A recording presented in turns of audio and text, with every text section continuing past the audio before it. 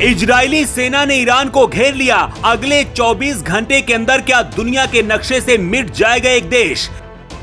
Israel के लिए America और ब्रिटेन की सेना उतरी। क्या भारतीयों को बचाने के लिए मोदी लेंगे ये बड़ा फैसला? ईरान ने उड़ाया मोसाद का हेडक्वार्टर। एक्शन में आई भारत की रॉ। इजराइल निकालेगा अब अपना परमाणु।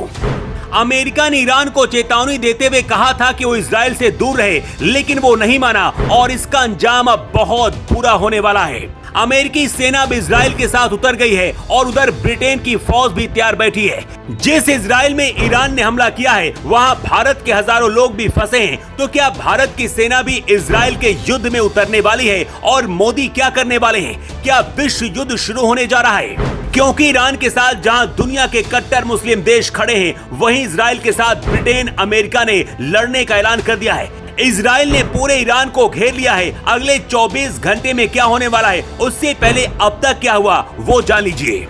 ईरान का इजराइल पर हमला काफी स्ट्रेटेजिक था। ईरान ने तेल अवीव में इजराइल के 3 मिलिट्री बेस और खुफिया एजेंसी मोसाद के हेडक्वार्टर को निशाना बनाकर मिसाइलें दागी हैं। इजराइल के टेल नोफ और नोवाटीम इजरायली सेना आईडीएफ के सबसे एडवांस मिलिट्री बेस हैं और उसी पर ईरान ने सबसे बड़ा हमला किया है। ईरान को ये बात पता है कि इजराइल को हराना आसान नहीं है और वो पलटवार में ईरान को खत्म कर देगा। इसलिए ईरान ने इजराइल की उस महाशक्ति पर हमला किया जिसमें मोसाद का हेडक्वार्टर और एडवांस मिलिट्री बेस है। सैटेलाइट फुटेज से पता चलता है कि नेवाटिम में कुछ ही मिसाइलें जाकर गिरी। इस हमले में ईरान ने फटा मिसाइलों का इस्तेमाल किया था। इजराइल के मध्य और दक्षिण हिस्सों में इस हमले का ज्यादा नुकसान देखने को मिला है। ईरान के हमले मुख्य तौर पर जेरूशलम और तेल अवीव को निशाना बनाकर किए गए।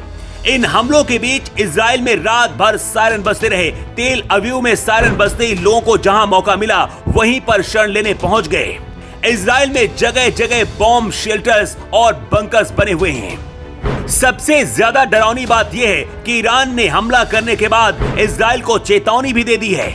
ईरान ने कहा कि अगर इजराइल इस हमले का जवाब देता है तो उसका मुंहतोड़ जवाब फिर से दिया जाएगा। लेकिन सच तो यह है कि इजराइल पर हमला करके ईरान ने आग से खेलने का काम किया है, क्योंकि इजराइल ने अपना एक भी परमाणु निकाला तो पूरा ईरान नक्शे से गायब हो जाएगा।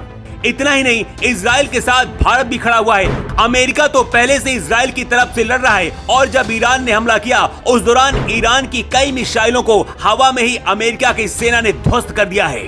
ब्रिटेन के प्रधानमंत्री सर कीर स्टारमर ने भी ईरान के खिलाफ जाकर इजराइल का साथ देने का ऐलान कर दिया है। इजराइल के प्रधानमंत्री बेंजामिन नेतन्याहू को फोन करके उन्होंने मदद करने का आश्वासन भी दिया है।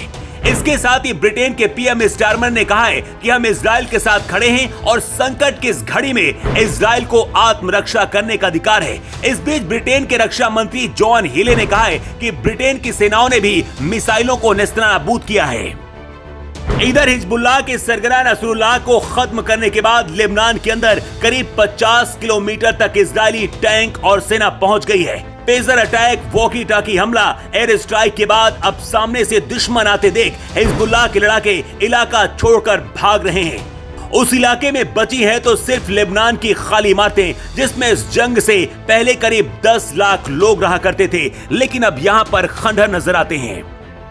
इजराइल और ईरान के बीच युद्ध शुरू होने के बाद भारत को इससे क्या नुकसान होने वाला है और क्या मोदी भी कोई बड़ा फैसला लेने जा रहे हैं, इसे जान लीजिए। भारत की अर्थव्यवस्था बहुत हद तक कच्चे तेल पर निर्भर है। भारत दुनिया का तीसरा सबसे बड़ा कच्चे तेल का उपभोक्ता है और अपनी जरूरत का 85% से ज्यादा तेल आयात करता है। ऐसे में तेल की बढ़ती कीमतों का असर भारत पर भी देखने को मिल सकता है। भारत कच्चे तेल की अपनी जरूरत का कुछ हिस्सा ईरान से भी खरीदता है, इसलिए भारत अगर इजराइल के साथ खुलकर खड़ा होता है तो इसका असर भारत और ईरान के रिश्ते पर भी पड़ेगा। क्या बुरे वक्त में भारत को इजराइल का साथ देना चाहिए और ऐसे वक्त में पीएम मोदी को क्या करना चाहिए? अपनी राय कमेंट करके जरूर दें।